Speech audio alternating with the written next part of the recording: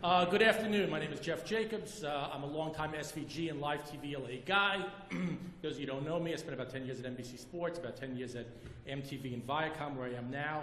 And it's our pleasure. We have a pretty good panel for you today. Usually these panels are very, very one-dimensional. Usually they're very one-dimensional. You only have one side of the topic. Today we're lucky. We've got the end users, the producers, we've got the enablers, we've got the creators, we've got the engineering.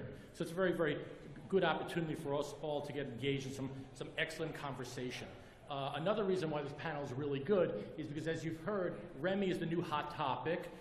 Remi is the big talk in town. Last year at NAB, it was all Remi all the time. Home Productions, and of course, IP. I'm sure everyone in this room has in some way sent content through IP or broadband and all that. And the reason that's pretty cool is because, you know, like all of you, like all of us, whether you're a producer or an ops guy or whatever you are, you're always waiting for that game changing. That big game changer, especially when it comes to emerging technologies or production workflows. There's nothing like a game changer.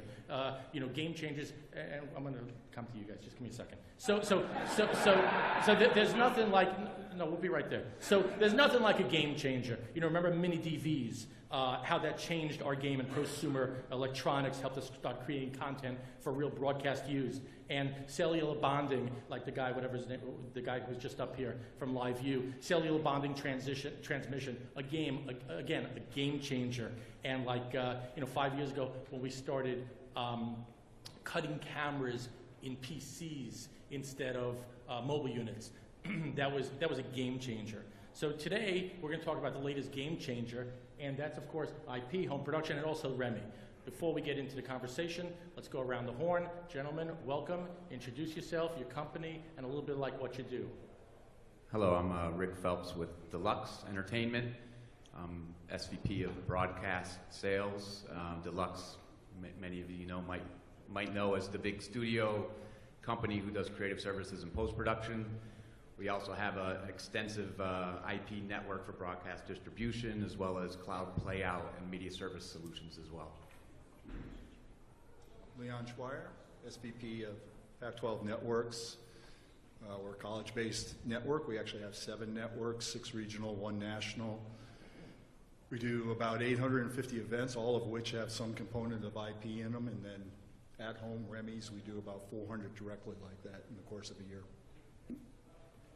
Dave Shaw, VP of Production for NFL Media. We do for NFL Network and all the content for our .coms and digital. We do all the events. Thursday Night Football is big for us, but it's actually produced by CBS and NBC. But we do bring back all our feeds for our pregame and postgames in Remi form. We also have Super Bowl draft. A little bit of coverage that we go on. We go about 85 hours live every Super Bowl leading up to the Super Bowl. Jonathan Solomon. I'm a senior systems and sales engineer with Aspera. If you haven't heard of us, Aspera is a high-speed data transport. We move data really, really fast on commodity networks, and for the last couple of years, we've been moving streaming data as well. So that could be video or any other data. So part of the IP transition in broadcast. I'm Larry Thaler, and I love the way we're talking about Remi. I was with NBC for a long time ago, and along with Ken Fuller, who I see here in the audience, we did the first at-home Olympics in 1996. Think of that as 21 years ago, and we're still talking about it. It's pretty cool. I'm here with the Video Call Center, and we're talking about a next generation in how to connect with remotes, and we think it's based on the smartphone, and we'll get into that in a little bit later. Cool. Welcome, panelists. And thank you in advance. So we're going to start out with how you guys are all utilizing this emerging technology. Actually, it's not even emerging anymore. This technology that we've been using for a couple of years now. Then we'll go into some of the opportunities, and then toward the end, some of the issues. Leon, maybe if you could start. You run quite the extensive network. I mentioned to you earlier I was watching a volleyball last night on your channel. How are you utilizing it? And then we'll go into the NFL. Yeah, so we started out with certain advantages, being a college network that allowed us to get onto our school's backbones and create our own kind of network. We've evolved since then, and we're actually off that. We're onto an I2 network, and then we work with commodity vendors to get data circuits where we need them. So to me, that's, at least in the world we're in, the network's where you start. And so the network we have is robust enough that we don't worry about how many cameras we're bringing. We don't really worry about latency, packet loss, jitter.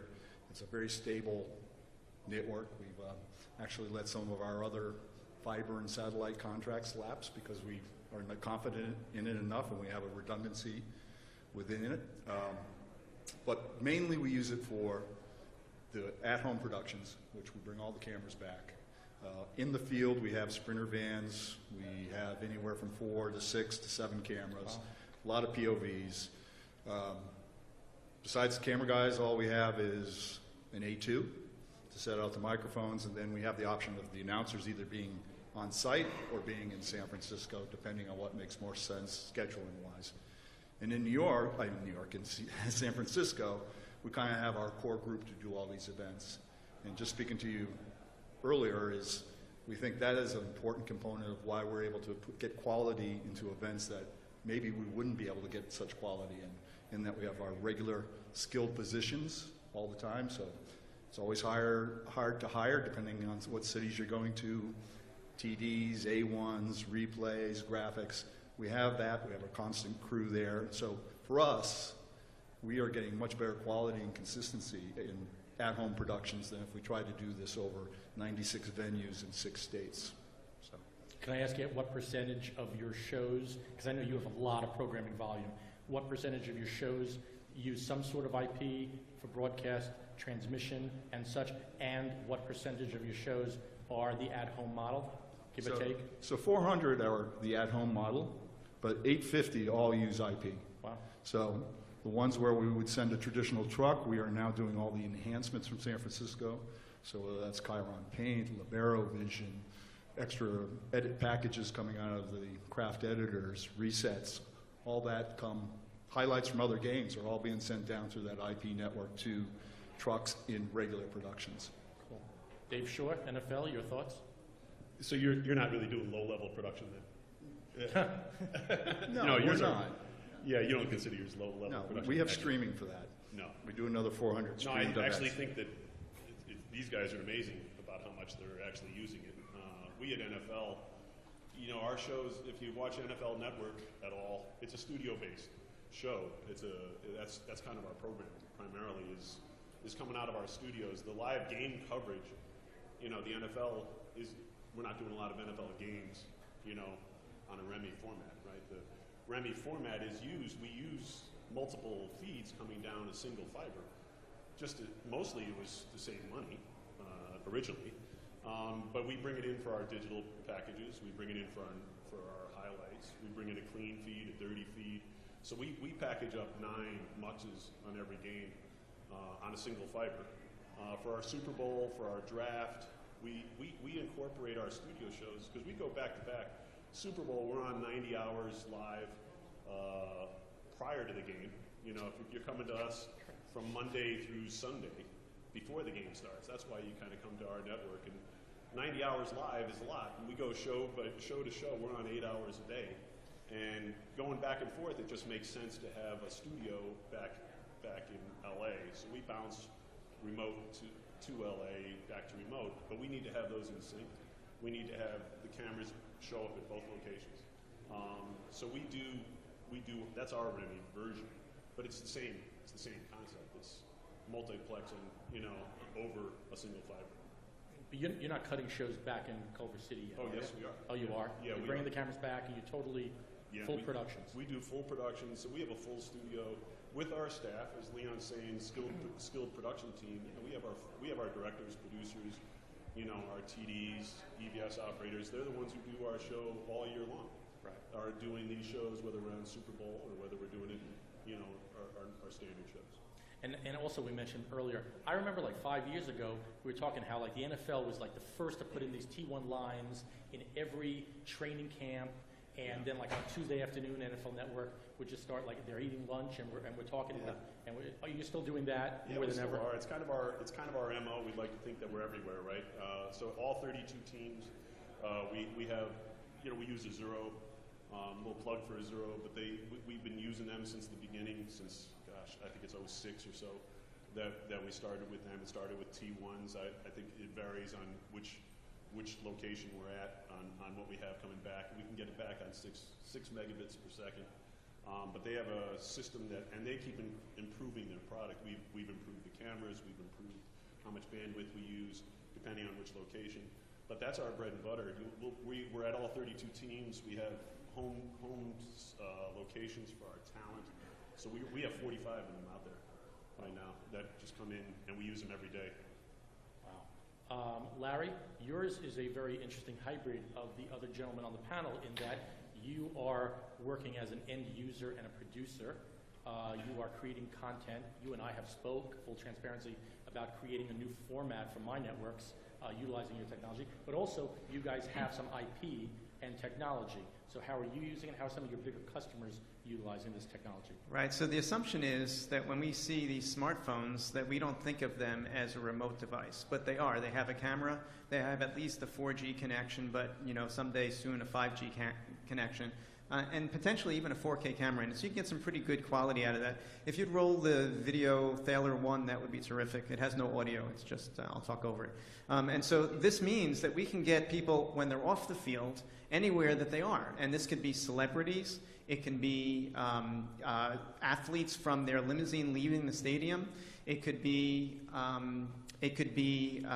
a physician who's treating an injured player on the field. It could be that third-round draft pick who got picked in the first round. You can get his parents because you have their phone number, right? So all of those possibilities come through when you believe that you can get reasonably good quality out of a smartphone. It's what you're seeing here is some of the 5,000 callers that we've brought in from various places, and we wrap the IP technology that's already on their phone with our own special sauce to make it more reliable and provide the editorial tools you need to use these people on the air. We'll go into a little bit more of the details later, but it changes the game in terms of the playing field becomes the entire planet. Anybody you want to reach, you can now reach. Wait, is this your video? What is this? These are our, So these are our callers. Yeah. Oh, I didn't know we were allowed to bring video. Oh. So what would No, I don't know. I don't care. And God bless you if it's better for, I mean, whatever. Yeah. But I didn't even know that was an option. Right. But that's fine. Yeah. So what were we just watching that, and why is that so much better than if we were just doing a silly Skype and putting it into an ME in the switcher? What were we just watching? What's so secret sauce about what we were just watching? So really there's three things. One is that we take any application already on the phone. So we can optimize the caller for whoever, for their situation. So Skype works great sometimes, but sometimes it doesn't work so well, and you see this lip sync problem on the air, or you see whatever you see. Right. We can switch to FaceTime, we can switch to WebRTC, we can switch to any application that's already on the phone. We wrap that with our own special sauce to make it more reliable, and then on top of that we have our call screeners, who it's really an art to get people to position themselves, to frame properly, to light properly, to be able to have editorial details about what they're going to say and how they're going to participate in the show. And to make sure all that is done before somebody is cleared for air. Cool, very interesting. And is that your own show, your own program, even though it's not broadcast? Is that your own show, or are you doing that for clients? We're doing it for clients. So some of what you saw was for clients, some of it was for our own shows, and we've done over 370 shows so far. Cool. So now I want to get to some of the enablers who support other content creators. We should get to Jonathan and Rick. Which one's which? Why don't you go? Which one are you? I'm Rick. Hey, Rick. So at Deluxe, we kind of grew into this IP Remi environment kind of organically off of our broadcast delivery network, where it's an open internet-based delivery system where we're delivering, for example, we deliver the NFL games to 25 operators across Europe at 40 megabits per second per game. So it's the live games. The affiliate operators can pick which game they have rights to and put it onto their platform. Requests came in, I think the first one was from the Swedish Hockey League, for us to actually produce games. So what we did was we started to take the camera feeds directly into our encoders on site, 4 feeds, SDI. We convert those into single program transport streams and deliver them to our NOC in London, where we're actually doing a remote production there, and then feeding those back out across our BDN to operators. So the key thing about it was that they needed to go to operators, they needed to go to OTT endpoints, they needed to go to uplink facilities as well for onward distribution. So because we had that extensive media network there, and I'm not controlling that, it was easy for us to kind of grow into doing this additional service of remote production as well. I'm not even touching the Swedish Hockey League thing. And Jonathan, what's your story? So I'm going to go one level higher than Rick, because we've been talking about the production people. Now we're talking about services, and we're told one level higher to enable that with transport. So similar view as Rick and Deluxe had delivered files and then went to moving video content as well, we followed the similar model. So we've been a file transport service since 2004, however long that is, 13 years. And with a lot of our customers, we grew from the initial IP of, well, we're going to stop carrying tapes around with highlight reels and we're just going to forward those through IP on the day of the event, to starting to find out that customers really wanted to use the same technology, the reliability you spoke about, with low latency, not necessarily network latency, but actual latency, time to air. And we expanded that to support streaming. And so what we now do with some of our customers, and we're working with a lot of people at this point, is removing satellite and fiber from the equation from a cost perspective and using commodity internet. So you get a 100 meg circuit, you want to do 10 megabit per second MPEG-4s, you can do 10 on 100 meg circuit. You can be bidirectional if you want to, it's the internet. So we're trying to enable customers to reduce cost, increase quality and reliability with a product and a protocol that's been known. Can you give us a little taste of some of who your customers are and what they're doing with this technology? For just an example or two? Yeah, so we have a number of major customers involved with sports around the country. So we have one customer in Europe who's using this for they use it to bring back betting events like horse racing to think of like OTB type places where you can watch them. The problem is you can't have any latency with that, because if there's any latency, you can get it on your phone and you can bet the right bet and you can win a lot of money. So the low latency was really important to them, and they were very happy with that. So that's one example that we're using that. But from a sports and news perspective, we have a number of customers, one of which wants to aggregate all the cameras, just like we do at Remi, at the origination point and bring them all back. Stage one is to disk for highlight editing. Stage two, I believe, is going to be for actual Remi production. Again, over commodity internet versus putting MPLSs at dozens of locations and paying that fee, locking in for a 3-year term and paying it and so on and so forth. Is that an international client that you're talking about? This one is not. It's a domestic client, but like all of the major networks, they do large international events every so often. So then let's hold off on going into some of the opportunities that this technology affords us. Let's get into some of the issues, because a lot of people want to hear about that. I know it's a very, very hot topic. Rick, if we could go back to you, because you're one of the enablers, what are some of the issues that keep arising? Because especially, as Jonathan's mentioning, international, I assume the latency just grows and such. Yeah, I think one of the key issues is because we use, contested internet connectivity that's available at the venue. So each venue potentially could have an issue with that. So we're experimenting with 4G and as well as 5G technology, which will come soon, to overcome any obstacle you have with connectivity. I think that once we get it into our encoded environment and get it onto our our broadcast delivery network, that mitigates all the problems that you would have. But I'd say it's the initial connectivity at the venues, which is the main point of issues that we have. First mile problem that we've had for 35 years. Yeah, correct. Seriously. Leon, issues that arise? I mean, your volume's incredible, what you're doing with this. Well, I mean, we've learned in 5 years' time. Initially, like I think I mentioned earlier, we kind of relied on the school backbone when it came for IP infrastructure, and latency was really not a problem. But if at UCLA the medical center decided to do a file dump at 9 o'clock on a Wednesday, we're probably taking hits, So we've actually moved now to having that managed network, so we eliminated that. The other thing is, once we get outside our network and we go to other venues, firewalls are always time-consuming to work around. But I assume that you know which venues will work and who you've got to call to tell them to stop using credit card processing for the night, or Well, we're past that now. But you know what I mean. Yeah. Dave Shaw? Yeah. Firewall is clearly one of the big issues. You have to get through. We just tried a test. We thought we got through it. But NFL has its own firewall, but what we use is a layer 2, connection. So we'll use the switch or level 3 or one of the others that is, so it's a direct point to point sort of. So what we do is there's nobody else touching it, right? So it's really our IP network. So we haven't had real latency issues when we're on that. Switch calls there is a Nimbra, I guess, but we parse out. We get a gig for our bigger events, and 850 meg of that is really for file transfer pieces that we do of moving video back and forth for prepping for our pieces. We'll build the pieces in Culver and send them to remote on that.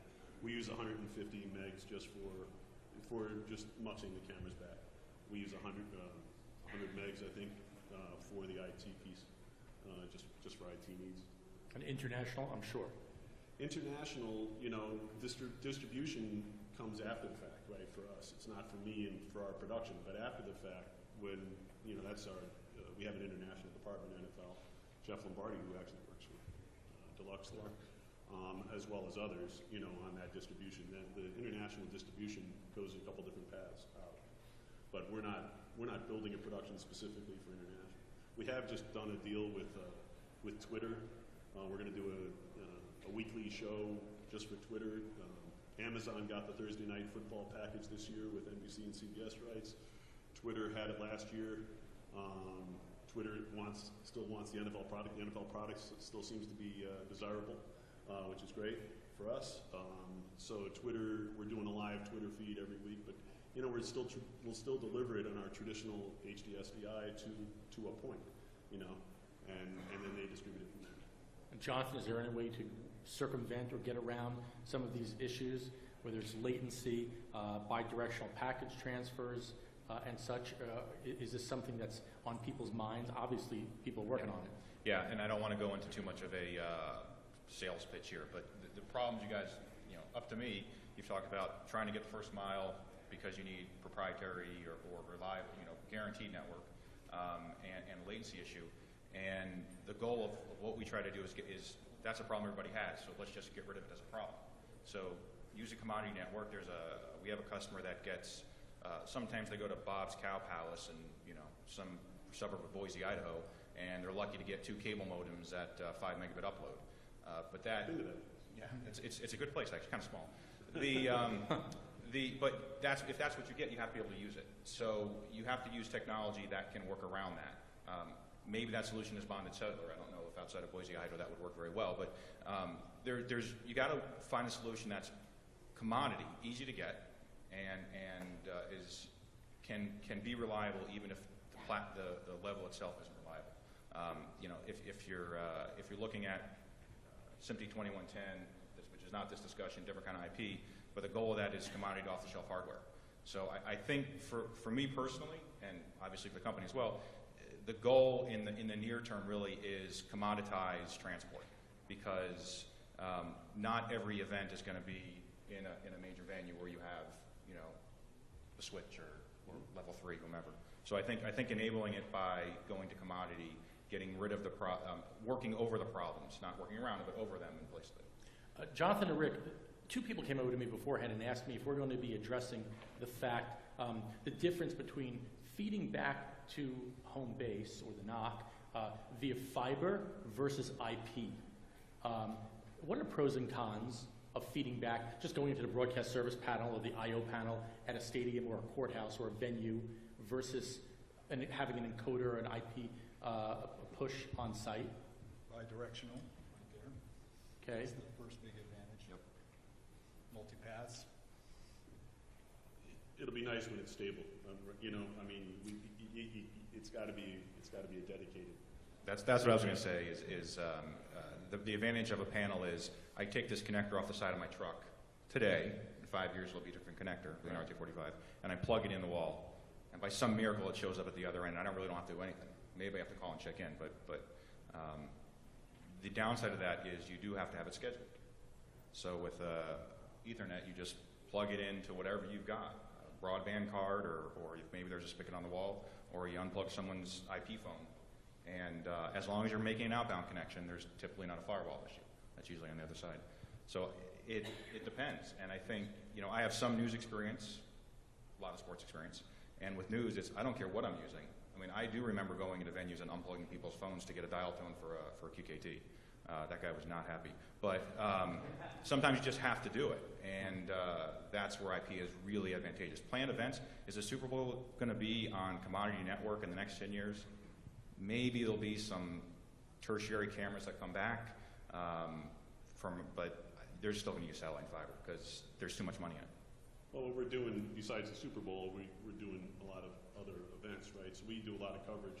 And we're rolling out a new, mobile stage that's coming out. It's actually pulling out of the shop today. We're going to take a look at it in Minneapolis, where the Super Bowl is this coming year. I'll be there tomorrow, taking a look at it. But on that, we have a bond and sell service that we're putting in there just to back us up. It's going to have the capability to connect to fiber, connect to an uplink, or use the bond and sell.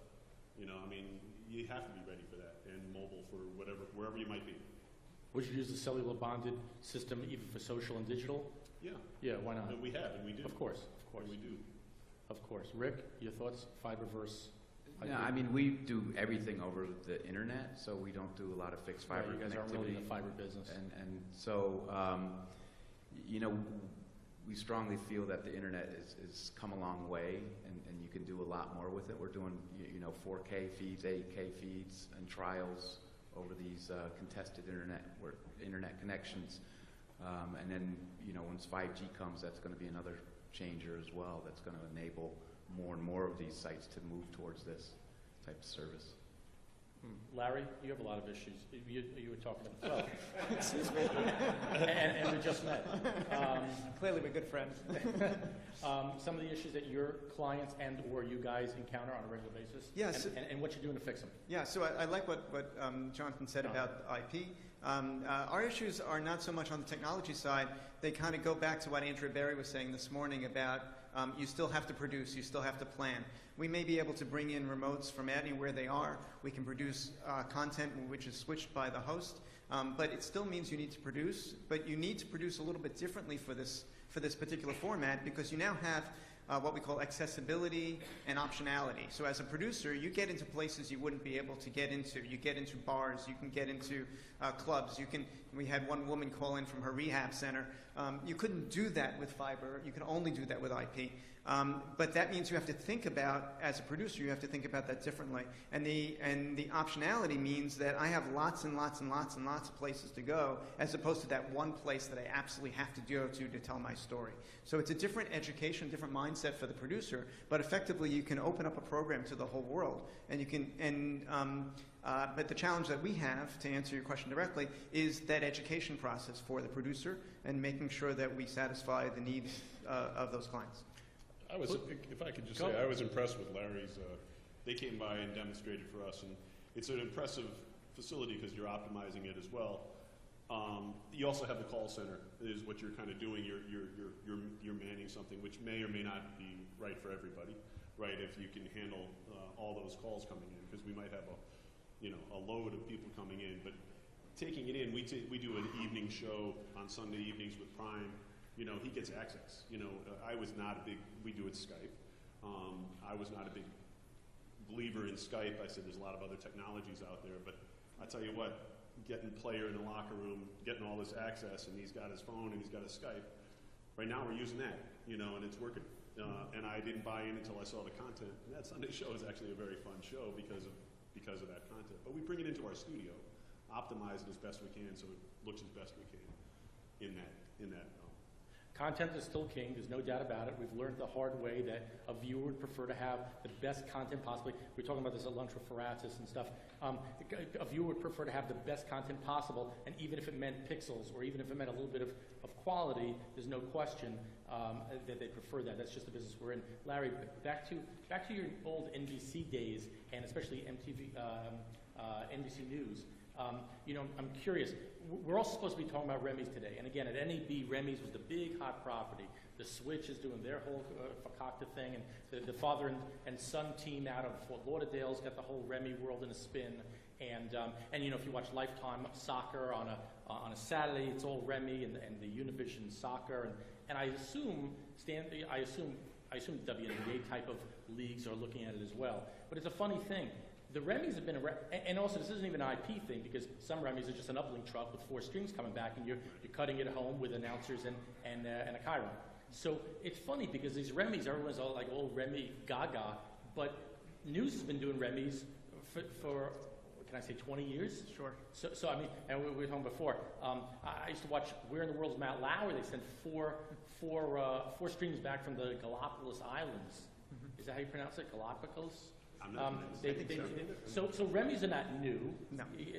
Any thoughts on back to your NBC News days of Remis? Well, so any technology that it takes time to mature, right? So you know, NBC News, we had the pleasure of building the Today Show studio, and working with the news team on Where in the World is Matt Lauer, on conventions, on all sorts of, and this is, it's not new, but what's new here is the amount of volume of content that's coming over this methodology, and as Jonathan has said, the movement to less and less expensive pipes. Right, so you know, the pipes have always been the limitation. Leon was saying that you've got every stadium wired up already, and ultimately the question is, how do you get to the places where you don't have those wires? How do you get to places where the cost is lower? And so I think that altogether the move to IP and the ability to get to places that we never got to before helps to change the next generation of this Remi architecture.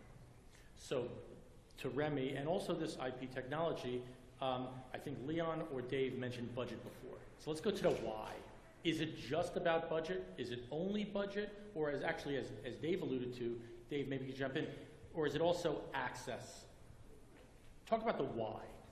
Yeah, it's certainly the budget is key.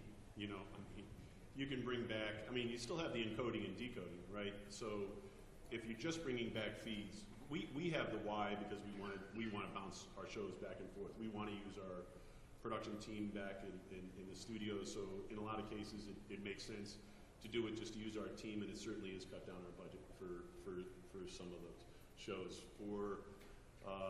It really kind of depends on each show. The access is completely different to me, the whole Skype versus any of the other potential ways to bring it in off the phone. You know, until you're still waving this thing around, okay, right? You can put it on a tripod, you can start to put stabilizer on it. Nobody really wants to watch that for too long, you know, unless you're getting great access, right? And we'll use that, of course, for the access. And that will take that all day long, you know. But budget certainly plays a major role in it, you know, what we're doing. Well, you mentioned you watched a beach volleyball game on Pac-12. We have lots of other women's sports you could watch, probably 400 of them. And a lot of those events aren't. The men's you don't do? We do men's. We have 100 of those too. We're Title IX equity. Just ask. I want to repeat that again. Title IX equity. But some of those events, men or women, Thank you. We might not have put the resources to. And IP, to Dave's point, lowers costs. So you can put things you wouldn't have normally thought for those events. So again, watching gymnastics, we'll have those breakdowns with the heights and the arrows and all the stuff that comes from enhanced graphics that probably no one did 2 years ago, but IP makes it cheap enough. The other thing I think is a future possibility is the ability of just having connected devices everywhere. And head of digital content's in the back of the room, and people consume content not just on the big screen anymore. And the ability to have that content delivered at its highest quality and as quickly as possible, with even perhaps metadata someday, that can be almost automated, and you can get that viewer wherever they are. Totally goes to prioritization. I hear what you're saying. Totally goes to prioritization, picking and choosing. About 4 years ago when we started doing this kind of stuff, I was tasked, or at least I wanted to, create alternate production workflows for our digital shows because we knew the digital shows had to look good, but we would never get the same budgets we would as broadcast shows. We had to come up with an alternate production workflow to just enable us to produce to the quality we want to produce. Yeah, I was going to say experimentation that allows you to try more events. I heard we were talking about darts earlier today. Huge in Europe, darts on TV. How will that work here? How much do you want to invest into, producing those events? And this allows for that. It allows for you to try different types of events. We're doing a ton of ESL distribution as well, and that is just a huge booming category where there's so many things that you can pick out there now to go out and produce. And if you have this IP-based remote production, then it allows you to do more for less. I know I saw some of your Swedish dart team footage earlier today, and it was fascinating. Speaking of footage, Larry, is there any other videotape that we're supposed to take a look at? I have one more, if you'd let me. No. You've obviously taken control of the show, so by all means, why don't you set it up? I'm like Carson. Why don't you set it up, or for the Disney guys, Fallon? What are you going to show? What clip did you bring? Larry, I understand you brought a clip. I brought a clip. So this will be clip 4. So we call this social amplification. So if you have callers calling in from all over the world to a show that's being screened by these call screeners and controlled by the host without a control room, what do you do with the callers while they're waiting to get on the air? Well, we have a method for getting them, encouraging them to socially amplify the program. And so if you would roll number 4, please, we'll take you through that. Who are bigger athletes? Absolutely golf. But I've listened to you on this for years and years. I know where you stand. And I've come around on a lot of things, especially like to bring in your closer at a high leverage time. But it's golf for sure.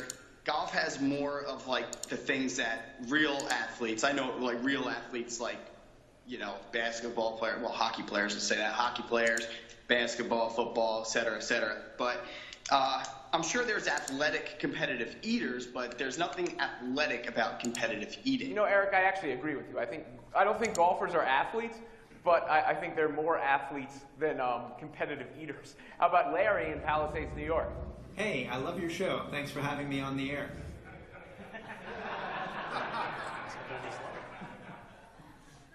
So what did we just see, for real?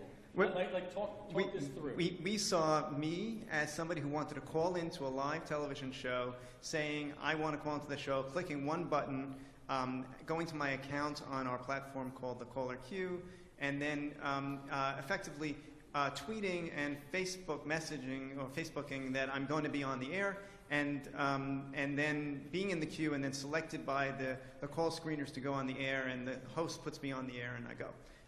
So it's a workflow with four people to create the entire program, but we're using the audience as a way to amplify the final output and the audience itself. So before Larry got selected and put into the double boxes, did a producer have a conversation behind the scenes with Larry to screen him and make sure it's not a Baba Booey situation, Yes. and find out the topic so he can McCurdy to his talent and tell him what's coming up? Yes. McCurdy, Yes. age myself. Yeah. So Thank you. what I didn't show was the call screening process in there, Right. but there is a call screening process, and we're not using McCurdy. We're using ClearCom. Sorry. Yeah, whatever. Yes. To me, that's part of the secret sauce. Yep. And as we talk about in the last few minutes about opportunities, because again, I get off on utilizing this technology to create content we wouldn't otherwise be able to produce and bring to our viewers. That's what it's all about. It's all about the viewers and new content and storytelling. So to be able to do that, that's a great thing. That's a format. That's a show format. And how many can you put up at a time? I don't like doing a sales thing. I'm sorry. The host has 8 people in front of them at a time, and they can select who they want. They see what the host is calling about, where they're calling from, and what their name is. So they are smart when they go to them and say, "Hi, Jeff. I hear you're from MTV, right?" And that's where they would go. And Dave, do you do like a pre-screen with your guys, or they're all professional? They're all on the payroll. It's not as necessary. No. When I say professional, I mean like this. We have call-in, and we do it. We don't use Larry's system right now. I mean, we have our own in-house graphics team who kind of built something that looks like it. We use a spread-fast system that when we bring in multiple feeds, but we'll have multiple feeds coming in, whatever way they come in. It could be Skype, it could be different ways, but we get it put in, and we'll do multiple conversations, and then, of course, the screen. Yeah, it's a big piece of it. That's a big concern, which I know Larry's team offers that solution. Fun. Opportunities, just to round this out, what's on the horizon? What formats are we excited about? What do you hope to be able to do with this? What's the next generation of Remi IP broadcast? Well, of course we get excited about if we could save some of the transport costs, right? I mean, transmission costs it's tough to say excited about budgets, but we get excited if we can save some money and just get into more locations if we can over IP-based, feeds. Right, but it's not just about money. I know you feel that way because you're the one who mentioned access earlier. Yeah. What other creatives, Rick, any of your clients, Jonathan, any of your clients, what other creatives or what other opportunities are we looking down the road if we're thinking that far about what this technology could bring us? Well, going to the fan engagement, we've been talking with some people about engaging fans who are remote. So think of, I don't know if they did it this year, but at one point when Cleveland was in the NBA Finals, they put it up on the big screen in the queue. They put the LA game or whatever they were playing up in the queue and everybody was watching. Fan viewing party. Fan viewing party, right, thank you. And they, it was a 3 or 4 camera production, there was a truck, there was an uplink, yada, yada, yada. Well, why not just do that with a couple of small cameras and an encoder and over IP, and there's oodles of bandwidth at those venues. No brainer. Yeah. We're doing all sorts of things. You're right. I mean, through the digital, if you're not putting it onto our network and having to be on our network, NFL Network stream, you're now into the different streams. There's all sorts of social. We have a whole social network that's going out there that never touches our network, of course. That way. Yeah, I was going to say the second screen engagement. You see people watching games with iPads, communicating about the game, and now you can do, more fan engagement, more events that aren't necessarily the main event. You look at race cars, you can actually sit in somebody's race car during the whole race if you want to, if you choose that method as well. So I think the ability to customize the experience for the users, and then, one thing we haven't touched on yet is, the further distribution globally, over an IP-based network enables for, somebody, an operator in New Zealand to all of a sudden say, hey, we want that event, can we get it? And you can deliver it to them immediately over an IP network, where you don't have to lay in, certain, proprietary hardware or something like that to do that. For international feeds, world feeds is probably a big deal, obviously. Yeah. Are you using it for international feeds yet? Or world feeds? Or Well, just like I said, the Amazon this year, Twitter that's last fine. year on those Thursday night games, the games, for the NFL, the games rule. That's the content, right? So that international distribution, that's why they're paying a rights fee, so we can get that, and that's why the NFL is interested in that. do you push archive back? We have archive all back at NFL Films. We have all the archive, but we're digitizing our entire films library. If you think about NFL Films when it started in the 60s, we have a lot of film, and it's still on film. We're digitizing all of that too, so we can make it accessible and make it accessible to fans. Oh, we just finished digitizing it's a whole monster. It's a monster. It's a monster. And plus, NFL in the 60s was shot a little differently, right? You have some, and the NFL Films, there's a lot of things that you want to protect. Fun. Anything else? Anybody else? This is a good panel. All right, ladies and gentlemen, please thank our panel today. Thanks very much.